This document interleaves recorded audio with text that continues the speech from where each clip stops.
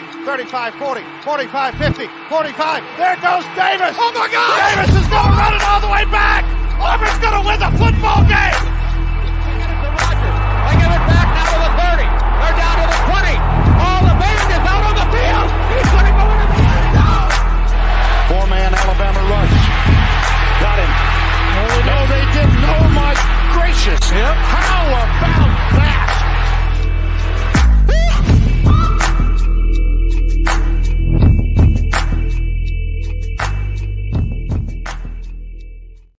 Ladies and gentlemen, welcome in, one and all, to another edition of The Three Technique. It's our new live Monday show, The Leftovers.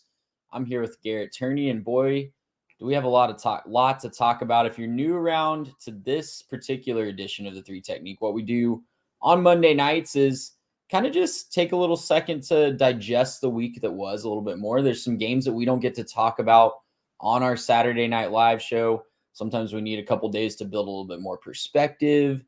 That's what this space is for. Just perspective, rational conversation. Oh, and we get to look forward to some really fun midweek matchups too. Garrett, I got a quick question for you as we get started, and I'll give you my take here in a second. But let's piss off some fan bases to start, shall we? I think that's the best way we could possibly start this off. Let's make some people really angry. New AP poll came out yesterday, as it does every Sunday.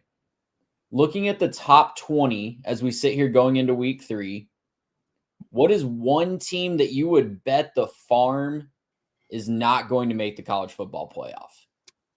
Man, I kind of waffled on this a little bit. And again, this is the rational conversations, right? Taking a couple days to digest it, right?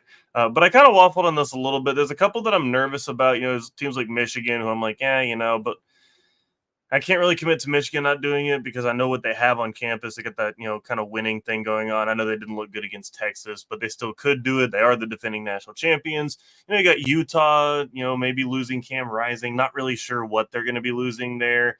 If he's going to be out for an extended period of time, if it's only a couple of games, they should be talented enough to float some of that schedule. Man, I got to tell you what, I think Notre Dame kind of sealed their fate a little bit early in the season. And look, it kind of stinks because, the Irish don't have that chance at a top seed, obviously not being in a conference. But when you look at the rest of their schedule, I'm not even convinced that after the performance we just saw out of the Irish, that they can run their schedule like we thought they might a week ago, right? They looked really good against what we thought was a really good A&M defense. And I think still probably is a really good A&M defense and thought maybe these are the guys who are going to be able to just shut people down and find a way to overcome whatever they're facing. And then NIU comes to town and massive sleeper and massive upset. So I'm looking at the rest of the schedule for Notre Dame. I'm looking at a couple of games like, look at Miami, Ohio. I think that's a better team out of the MAC than Northern Illinois. I think that's, they're the defending champions. They're pretty much everybody's picked to win that conference. I did have NIU making the championship game in the MAC, but I still think Miami probably ends up winning it. Louisville, that's definitely not a slouch of a team. Georgia Tech's looked pretty good to start the season. Obviously, Florida State maybe not as good anymore. We'll see. And then they finished the year at USC. And I'm just kind of looking at the rest of the schedule saying if your signature win is at A&M to start the season, and you kind of have to float your reputation on that.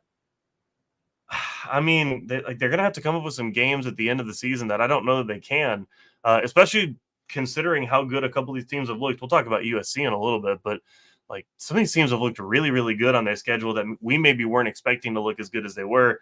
I don't think the Irish make the playoff at this point. I think they're going to finish with 2 or 3 losses and probably just miss out on the playoff by a couple of spots. They'll do like the honorable mentions and stick them at like 13 or something like that. But I just don't think they're going to make the playoff. Well, they lost their get out of jail free card this past weekend. That's what's terrible because with that schedule that you mentioned off a lot of teams that could jump up and get them on a good day for them and a bad day for the Irish. And not a lot of teams that move the needle from a national perception standpoint. They were counting on Florida State to be a good quality win. That's not looking like it's going to be good unless things change really quickly in Tallahassee. USC is looking a lot better than we thought preseason, but if you lose to USC and they're 10-2, that doesn't really move the needle. Yeah. Well, and the thing about USC is let's say that you go into that game and you've got just the one loss still. USC is probably going to be in a position to try to make the playoff. Like, I think they're probably going to be in a playoff position towards the end of the season based on how they've come out so far. And so if they are in a position to make the playoff and they're playing this game at home and it's the last game of the season and they're, looking forward to it and they just got to find this one win, that might even, we don't really know how the season's going to play out. That could be for a spot in the Big Ten championship game, possibly. Like that, there's a chance USC could be playing with a lot on the line. You think they come in there with a lot on the line and they're going to just crap the bed? I guess it's possible, right? That's what Notre Dame did. They just laid an egg. But I just think, end of the season, tensions are the highest. Everyone's got to put on their best performance. What I saw out of Notre Dame in crunch time just now, not what I was expecting, versus USC even a week ago having to show up late against LSU, found a way to get it done. And so I'm starting to look at that and say, I don't even trust that they can win that game. Even if they win that game, that's going to be their only real chance at a statement win probably for the rest of the season. And at that point, it's all about, like, what'd you do for me lately? Where are they ranked? How can they jump that high? Like, if there's still only one loss at the end of the season and then they beat USC, how high can they jump? Where were they ranked at first? Where do the college football playoff guys have them ranked? It's going to be interesting to watch for sure. I'm really curious to see how this goes, but I just don't think Notre Dame makes it. Well, from a team that has strength of schedule issues, I'll take you to a team that is going to run into some buzzsaws. Didn't look exactly great against the soft part of their schedule. I'll talk about the Oklahoma Sooners, currently ranked right there at number 15. Barely got by the Houston Cougars 16-12 at home. They need a late safety to keep that from being a game where a walk-off field goal could get them. Garrett, it just doesn't seem like it's coming together early on in the season. Now, everybody's allowed an oopsie game, right? And thankfully, unlike Notre Dame, Oklahoma won their oopsie game. They snuck out of there with a victory against the Houston Cougars, a really, really bad team on paper. Better coach this year with Willie Fritz, I think, but a team that should not be competing with them with the talent that they have on the field. No. And they have not run into the meat of that schedule yet. If you go by the AP top 25 this week, Oklahoma will face 5 of the top 7 teams in the current top 25. We tried to tell you. We tried to warn you guys that it was a very difficult schedule. And you know what? It starts this week when they play Tulane at home, a team that gave Kansas State all they could handle. Seemed like they were working out some kinks. That's not going to be an easy game. After that Tulane game, they welcome Tennessee, go to Auburn. I know Auburn lost to Cal this week. They have a lot of problems, but that's another talented team. But then the real meat hits. The Red River rivalry against Texas, and a South Carolina team that's riding high right now has a chance to make some waves against LSU this weekend. At Ole Miss, the Maine Black Bears at home, at Mizzou, a bye week, Alabama, and at LSU. Garrett, if they can run that gauntlet, even if they lose 2 games, I say give them the number 1 seed. I don't care about the rules. I don't care about the automatic berths to the conference champions. They should write a rule that says if Oklahoma only loses 2 games down the stretch, they should be the number 1 seed because they'll be the most battle-tested team in the country. I have a hint for you guys. I think they're going to lose more than 2 games. Yeah, I actually kind of like that because this schedule is brutal, man. This schedule is as bad as it gets. Look, it's unfortunate, but like they've played 2 of the games that I think they've had the best chance of winning outside of that contest with Maine and the beginning of November. These are probably the 2 games you had to like really ramp up because again, Tulane is a good team that is waiting next week and they're probably really excited to get another chance at beating a team from a power conference. And then, like Tennessee has looked amazing on offense. They played really good defense. Auburn, they could be breaking in a new quarterback at that point. Like I know a lot of Auburn fans want to see somebody that's not Peyton Thorne. And so if they're looking at a new quarterback, that could be a new quarterback trying to make a statement. We've seen brand new quarterbacks in the SEC show up for a first game and make a massive statement. So that could be a thing on the road for them. They play Texas, South Carolina, like you said, really coming off, a great win. Could be riding a little bit high. Ole Miss, right? That's going to be a tough game for them. At Missouri, that's also a really tough game. You finish the season with Alabama and at LSU. At LSU to finish the season, you're going to go to Baton Rouge to finish your season. I'm sorry. Like, if you ask me right now, does Oklahoma have a better chance at making the playoff or not making a bowl game, I would say they have a better chance at not making a bowl game. There's so many tough games on this schedule right now that I would say there's almost no chance they could get to just 2 losses versus only making it to 3 more wins on this schedule. I think there's a lot more likely that they only get 3 more wins as opposed to, only 2 losses. That would be pretty steep. And what's wild is I don't think they're a bad team. I No, think they have a they're pretty lot of solid. talent. I think there's a lot of potential there as Jackson Arnold gets more and more comfortable in the offense and running a team as a starting quarterback. There's a lot of potential there. Oklahoma fans need to write their congressman about the malpractice of this SEC schedule. Maybe write their congressman about the caveat that if they only lose 2 games, they should automatically get the number 1 seed too. Or write your congressman about your offensive line. That's another issue. Yeah, the offensive line's not looking good. They're down, not good at all. I saw a stat that I think they're like 6 of 30 something on 3rd down so far this year. Mm-hmm. It's been hard to sustain drives. Yeah, one of the things that I think Mitch wanted us to kind of bring up was the idea that, like, the scheme isn't really the problem right now for Oklahoma. It's a lot more to do with the fact that your offensive line is kind of booty butt. Like, it's just not really doing the job. And, like, if you're going to have that bad of an offensive line, it doesn't matter how good your quarterback is, because I think they got a good quarterback. It doesn't matter how good your defense can play. It doesn't matter about any of that stuff, because if your offensive line stinks, you're getting no time to actually run your offense. Right? They have to do a bare minimum job to get to a point where you can run your offense in the first place. So I'm not saying that it's all over for the Sooners. I don't think that it's all over for the Sooners. They just got to find a way to turn this thing around. They got to find a way to they need to look good against Tulane. They need to come out against Tulane and win by like 30. If they can win by 30, that can be the kind of confidence you need. Right. You need something like that to boost your confidence going into Tennessee, because after Tulane, it's just an absolute meat grinder of a schedule. And I think that they're going to be in for a little bit of hurt. And we tried to tell you, I'm not trying to sit here and, go back and just dance on Sooner fans' graves. It's not what we're trying to do.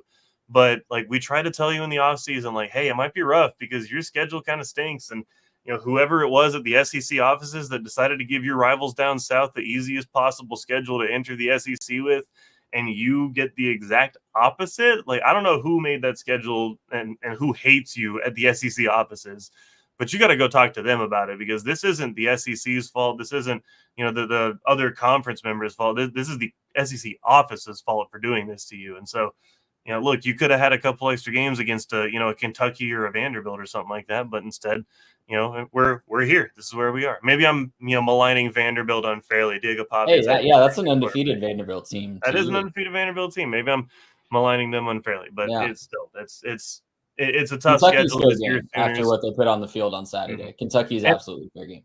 Oh yeah, for sure. Kentucky's Speaking of booty butt, no, they're pretty bad. But no, like, again, your point at the beginning, a little bit of an optimism for Oklahoma. You have the chance to really prove something. Like, a lot of these teams that you're going to try to recruit directly against, you have on the schedule this year. So go beat all those teams, and you're going to go get a lot of recruits, and you're going to make some waves going into the offseason. You're going to get anybody you want in the portal. You're going to get anybody you want in recruiting. If you can go and beat Tennessee and beat Texas and beat Ole Miss and beat, Alabama or LSU, if you can go beat a bunch of those teams, that's going to make some pretty strong statements, even if you lose a couple, right? Like, even if you end up going 10-2, go beat a bunch of those teams. I think most people are going to be super impressed with the Sooners. So, Look, it may not be over. Maybe you come out next week and your offensive line looks great, and we just say, okay, never mind. Let's go. Let's have a season. But we just haven't seen it. No proof of concept yet. Well, Garrett, let's talk we've done enough hurting feelings. Maybe we'll hurt some more feelings here in just a second. Probably. But let's talk late slate Saturday night, because, like I said, if you're new to this edition of the 3 Technique, the leftovers, it's a Monday night thing. It's going to be around 8 o'clock Central Time every Monday. And we're going to talk about things that we just didn't get a chance to talk about in our Saturday live show. Number one being maybe the most exciting game of the week in Boise State visiting Oregon. Man, what a game, Garrett. Ashton Jeanty almost called game late in the fourth quarter. He had 2 touchdowns sandwiched around a duck fumble. He ended with 192 yards and 3 touchdowns. He was the thumbnail athlete in a loss, and that should say something about what he's doing so far. I just want to give him his moment here, because I know the Broncos lost the game. We'll talk about Oregon and how they won here in just a second, but the man has 459 yards and 9 touchdowns through 2 games this year. Has to be the Heisman frontrunner. I don't care who you play for or who you're playing against. Those numbers make you the Heisman frontrunner in my book through 2 weeks. Well, and an interesting thing on that note, just to take a slight bit of a detour, I saw a tweet earlier today that said he only needs 28 more touchdowns to tie Barry Sanders. And if you think about the fact that he probably has 12 more games to do it, if you consider a conference championship game and at least a bowl game, right? Probably, I mean, possibly at least a playoff spot. I don't know if it'll go to them or like a Memphis or a Tulane, but at least probably 12 more games left on the schedule for him, and he needs 28 more touchdowns. I kind of want to start to put this on watch because if he can keep this pace, he's going to smash Barry Sanders' record, and it's going to be one of the more fun things to watch and an interesting thing to talk about in college football. Yeah, absolutely. We're definitely on all-time watch with Ashton Jeanty. Yeah. He's a stud. The Ducks won the game, so we need to definitely give them props for that. They did need 2 special teams touchdowns, a punt return and a kickoff return touchdown. It's concerning to me that they didn't dominate the line of scrimmage against a G5 team. Usually with these Power 4 versus G5 matchups, you see, especially by the end of the game, you see some domination on the line of scrimmage. Not exactly what we saw. We mentioned Ashton Jeanty. Oregon struggled to run the football as well, but efficient. Dillon Gabriel was very efficient passing the ball. I think he only had 2 or 3 incompletions the entire game. And he led that final drive really well. It was methodical, got them down the field, got them in field goal range, and they kicked the balls at the gun to get out of there with a win. That's the most important thing. But long-term, Garrett, some cracks may be starting to show in the Oregon defense, in the Oregon just strength. I don't even know what other way to say it. It's really interesting so far that they've kind of struggled with 2 opponents that they should be able to pull away from late. Yeah, and the crazier thing for me is the stats don't necessarily show a massive problem, right? Like in both of these games, they've actually played pretty well. There's things that you can look into. Obviously, the turnover is kind of an issue, and they did get beat in total yards by Boise, but you start to look at it and you're saying, okay, well, is it just bad quarterback play? Well, no. Like Dillon Gabriel, 18 for 21, that's 85% completions, 243, 2 touchdowns. That's not a problem. You also had a decent run attack as well. You have Jordan James. He had 102 yards. Ain't bad when you got a running back going for 100 plus. I kind of look around and I say, like, well, what is the issue here for Oregon? And you kind of touched on it. They're not really that dominant on the lines of scrimmage. Like they don't really look that good on either side of the line of scrimmage. And I think this is where you start to have to ask some questions about kind of what their ceiling is this year, right? Because we kind of came into the season thinking this is one of the better teams in the country. They'll probably end up, at the end of the season, they'll be, playing for a Big Ten championship. And what we've seen is a couple of closer contests than they probably should have been. And we've also seen a couple of teams in the Big Ten look a little bit better than we maybe expected, right? We saw some impressive performances out of Penn State, not this last weekend, but, first weekend against West Virginia. They certainly took care of business, got a little bit caught up on by Bowling Green. USC, who we'll talk about in a little bit again, like they've looked really, really good. You're starting to look around at a couple teams in the Big Ten and say, like, they look okay. Nebraska could be really good this year.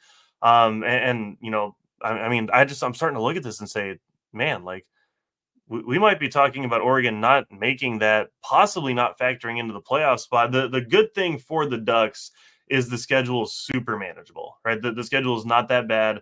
I think it's Ohio State and Michigan, but those are kind of the 2 big ones on their schedule. You can kind of try to stretch. Let me pull up their schedule real quick.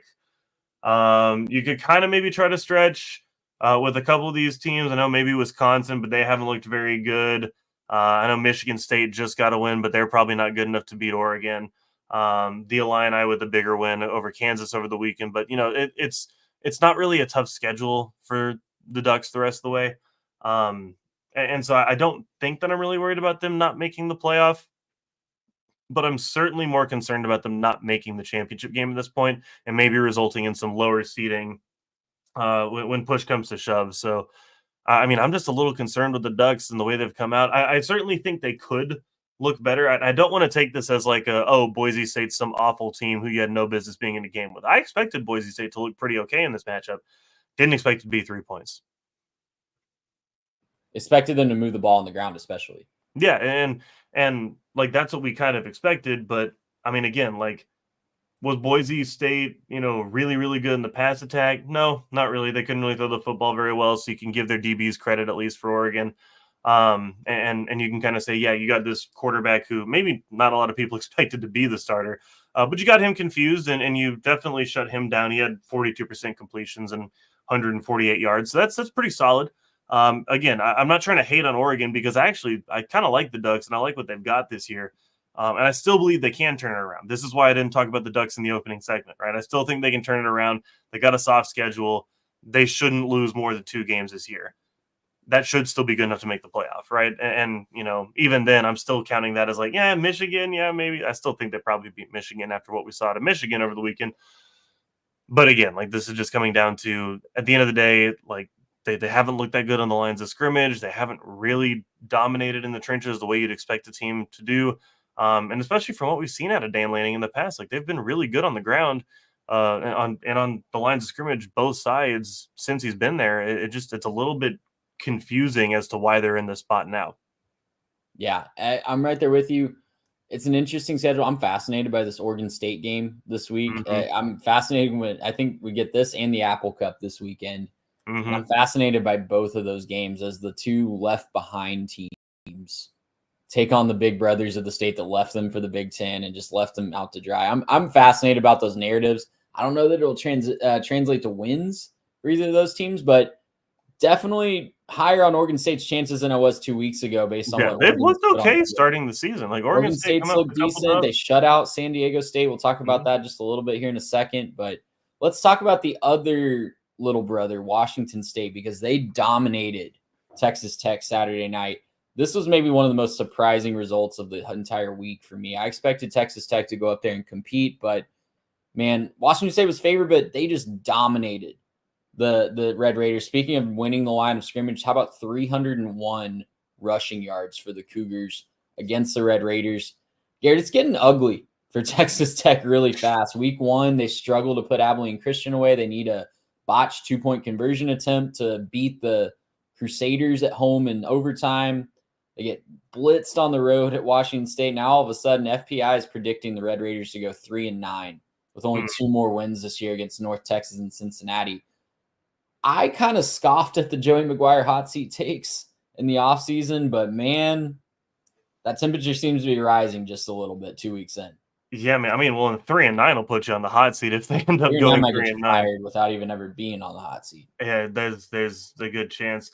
I was pulling up the stats in this game real quick because I want to make sure I'm looking at the right thing here. Yeah, the part that's concerning for me is they lost this game, and John Mateer went 9-19 for 115 yards for Washington State. Like, Tech still lost this game.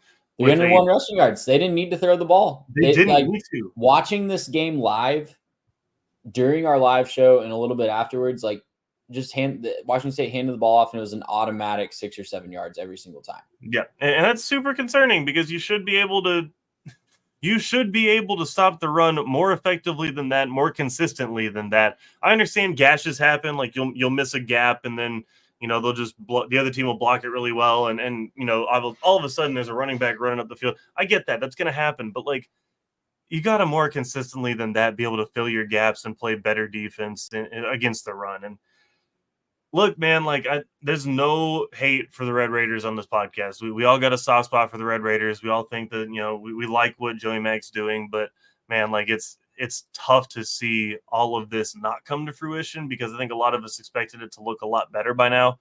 And it's tough to watch what's happening out there in Lubbock because, like, again, like, they didn't look that good in their win, right? Like, they almost lost to a much, much, much worse team to start the season. And so, man, like, they're going to have to figure something out. I thought the offense was going to look a lot better than it has so far. Obviously put up a lot of points first game, but like this last game, they really just kind of disappeared and didn't really look all too good. Yeah. Josh Brooks was out too. So that's a big part of the equation for Texas Tech on offense, but that doesn't help your defense get any better. No, it might help them stay off the field a little bit more, but it doesn't help your defense get any better. And I'm struggling to find positives. I do think there's some wins still on the schedule. Baylor hasn't shown me a lot to be a big problem. Cincinnati, North Texas, like I mentioned, there's still wins to be had for Texas Tech, but man, like they got to get some big problems figured out really well. fast. And clarification, they moved the football. They just can't do anything with it in like the situational spots. They have 4 turnovers. Yeah. And, they only scored, 16 points? Like, this is not good. You can't do that consistently and expect to win games. 4 turnovers doesn't win you a lot of games. Yeah, Not, and those numbers, like watching the game live, it felt very labored every time they were moving the ball. They couldn't get anything on the ground when they really needed it, and that's why they couldn't really convert. And Baron Morton started forcing some throws and led to turnovers, right? So, yeah, I mean, the game got away from them really early. It wasn't pretty. Got to figure some stuff out quick. North Texas this week for the Red Raiders. Yeah. Let's go rapid fire, Garrett, for a few more. I'll just get, if you have any quick thoughts about any of these games. Arizona State beat Mississippi State 30-23. They held on that one late. They were up 27-3 at halftime. Held on for dear life as the Bulldogs charged late to try to steal that one late, but Arizona State held on. USC 48, Utah State 0. Another shutout that I mentioned earlier, Oregon State 21, San Diego State 0. And Liberty storms back after being down 17-9 at halftime to beat New Mexico State 30-24. Wondering if their playoff hopes died in Las Cruces even with that win, Garrett, because it was ugly, and they need to beat teams by a lot of points if they're going to sneak into the playoffs this year. Yeah. I think playoff hopes and Liberty probably shouldn't go in the same sentence, and just the schedule's not there, unfortunately, for them. And they can only play who they play, right? That's what it is. But you can schedule an out-of-conference challenge. You could schedule some more people out of conference. You're right about that. Speaking of teams that should talk about playoff hopes now, I think USC is on a real crash course to make the playoff at this point. I think at this point it is proven that Lincoln Riley is the best offensive coordinator in all of college football. And he can take whoever he wants to, pick his guys. He picks guys right out of the portal. He picks his recruits the right way. He develops them correctly, and he puts a great offensive scheme out there on the field. The difference has been the defense for a while. I like what I'm seeing out of the defense. I understand Utah State, not exactly a juggernaut there, but the shutout's nice. You like the shutout. It's tough to shut out anybody in today's day and age. So yeah, and especially for USC. In recent years, right? Yeah. Like, I think USC fans should be doing cartwheels that they shut out Utah State. You should feel a lot better about the 0 than the 48. Like, the 48 is common. Getting a 0, especially because I think a lot of us, and this was kind of what I was concerned about with USC. I was concerned that Lincoln Riley was still riding the Oklahoma coattails, and that, Caleb Williams came over from Oklahoma, and that he was just keeping that program that he built and kind of moved it out there. As soon as those players started to transfer out, they weren't going to be there. The talent level wasn't going to still be there. Hand up, wrong about that one, right? Lincoln Riley does what he wants to do offensively. I think he's the best offensive coordinator in football. I know that he's the head coach, but he's at least the best offensive coordinator in football. And I think that their team is going to be really, really good this year. I want to see them against some better teams. I do like what LSU is, but I want to see them against a couple better teams in this schedule before I'm totally bought in. But USC could be on a real crash course to making the playoff, maybe even getting to the Big Ten championship game at this rate. So really like that. And then the other thing I wanted to talk about with this slate was Arizona State, not necessarily a fantastic Mississippi State team to let hang around. Going to be an interesting game on Thursday night, and that might be a little segue, but going to be an interesting game on Thursday night now with Texas State. Well, let's use that as a segue to our Thursday preview. All the respect in the world to Northwestern State, South Alabama. That's also on Thursday night. My eyes will be on San Marcos for the second week in a row. Second time. We'll take a peek at the scoreboard. We'll take a peek at, the other game, but man, this game I think is going to be more fun than anything the NFL can put out on a Thursday night. Arizona State at Texas State and San Marcos. The Bobcats getting to host a Power 4 team on the campus of Texas State. It's a 2-point. It's actually a 1.5 point line now. It's been updated since I wrote this doc, but this line's been all over the place. I think Texas State opened as a 1-point favorite. It's been as high as 3 points in favor of Arizona State, settling in at 1.5 for the Sun Devils at time of recording. Garrett, you mentioned it. The Sun Devils held on for their first ever win against an SEC opponent on Saturday night against Mississippi State. And it was the Cam Scattaboo show. Absolutely on offense. He ran for 262 yards. Somehow he did not get a touchdown. out of that, he kind of got vultured by his quarterback a couple times for a couple rushing touchdowns. But, man, Cam Scadaboo has been a really fun story. The Sacramento State transfer has been really fun to watch. He did get a couple touchdowns in the opener against Wyoming. Arizona State not really interested in passing the ball a ton. They will when they have to with Sam Leavitt. But Texas State, on the other hand, really impressed me both offensively and defensively on Saturday. Got their first ever win against their rival UTSA in 5 tries. Could do no wrong offensively and defensively. When you look at the offensive success rates and the defensive success rates, it was off the charts in comparison to UTSA.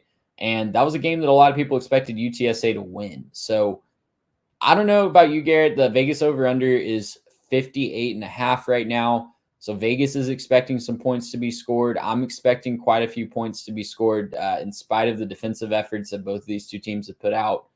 But I'm expecting a really fun back and forth game on Thursday night.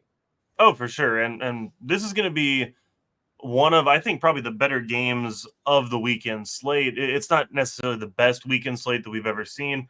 There's a couple of really good matchups, but this one I think is going to be really, really fun. And, it's something about, San Marcos and being able to do that on a Thursday. And, there's not going to be a lot else going on that night, right? Like, yeah, students got class in the morning, but I think a lot of students are going to say, I don't care, and show up for that game.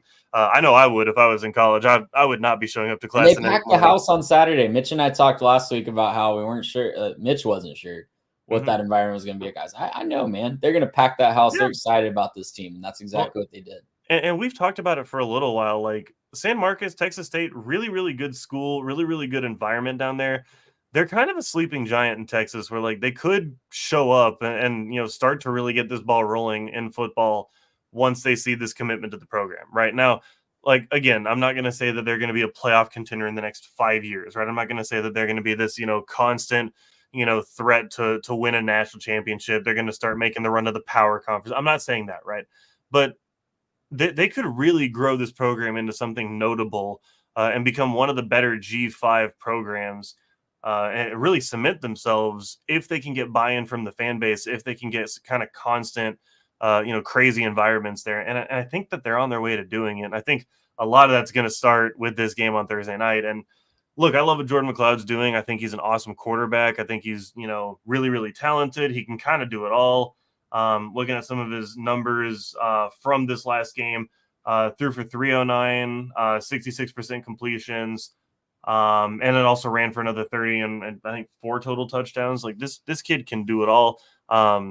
He's really, really talented, a little bit of a veteran presence as well. I think that's going to go a long way when you're playing Arizona State, where I don't really trust their quarterback at the same way that I trust Texas State. And I think that has to be where it starts is, Arizona State's playing a road game where the crowd's going to be into it. If they start to kind of, sniff the blood in the water, if they're noticing like, hey, we're kind of rattling this guy, it's a little bit closer than we thought it could be. Texas State could kind of just sell out to try to stop the run and make the quarterback beat them. If that's the situation, I don't know that, Arizona State has what it takes to beat them if they have to win in the air. If they can commit to the ground attack, great. The one stat I want to bring up, though, UTSA ran the ball 30 times for 82 yards this last week. So they tried. They did try to run the ball, and Texas State did a good job stopping it. Obviously, a much better running back coming in this week. And so I'm not saying that they're going to have, 82 yards on the ground all game, especially if they give it to him 30 times. I think he's going to have a little more success than that. But, man, this is going to be a fun game. And the question, I think, the big thing you got to watch for is, can Texas State jump out to a lead? Because if they can, they get Arizona State in a negative game script. Yeah. And then they can't run the ball. So if you can get out, 10-0, 14-0, something like that, I think you're feeling really, really good about how you are at Texas State. Well, and that was the recipe against UTSA on Saturday. They jumped out to a big lead early. They got a touchdown the first drive, got a big stop, got another touchdown quickly. It was 17-3 before the Roadrunners could even blink. So, yeah, and don't be surprised you mentioned the 30 rushes number. Scadaboo ran the ball 33 times against Mississippi State, so they're not afraid to run that dude into the ground. I am going to paint the picture for Arizona State here. I think this is going to be a really fun game. Happy to watch it over whatever the NFL's on. I think it's like Bills, Dolphins or something. I absolutely love what I saw from Texas State on Saturday. I am worried about the step up in competition against the run.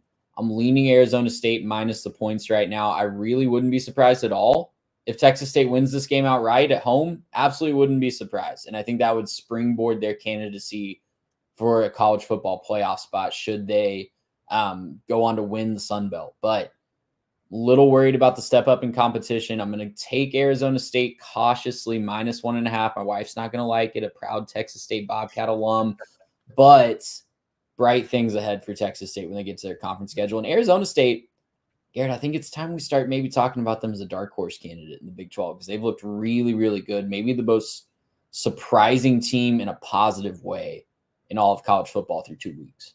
Yeah, and they've looked a lot better than I expected them to look. And we might need to put them in the dark horse Big 12 conversation, if for nothing else. And it doesn't seem like anybody in that conference wants to be good at football this year. It's going to be wild and wacky every single week. And it might just be a default type of thing. Like I know Oklahoma State ended up, pulling it out and looked very good against Arkansas. They really didn't put their best foot out there. The defense is pretty abysmal in Stillwater. If Utah lost their quarterback, that's a massive problem for them. They didn't exactly put Baylor away without him, right? So that's kind of the issue there. Kansas State really struggled with Tulane. Kansas lost to Illinois. Like there's a lot of people at the top of that conference who are like, oh, maybe this team isn't so good after all. Maybe the Big 12 is kind of struggling and not that good of a conference this year. And so if that's the case, why not Arizona State, right? Why not the team that can at the very least run the football, play a little bit of defense, right, and show up and maybe win, maybe not win the conference, but at least get to Arlington. They could make a run. And the second most talented team in the talent composite in the whole conference. Apparently. I'll keep throwing that stat out there because it makes no sense. It makes sense. Let's wrap it there. Thank you guys for joining us tonight on this live edition of The Leftovers. You can find The Leftovers on our social channels for the 3 Technique at 3 Tech Pod on Instagram and Twitter. YouTube.com/3TechPod. Make sure you're following and subscribing so you don't miss anything with the content. And join us Saturday night for our live recap of Week 3 and our preview show. I skipped the preview show. Apologies for that. But our preview show will be out Thursday. Coming out this week, Trey. Our full preview show will be out Thursday. And then join us for the live show Saturday night. For Garrett Turney, I'm Trey Reeves, and we will see you guys next time.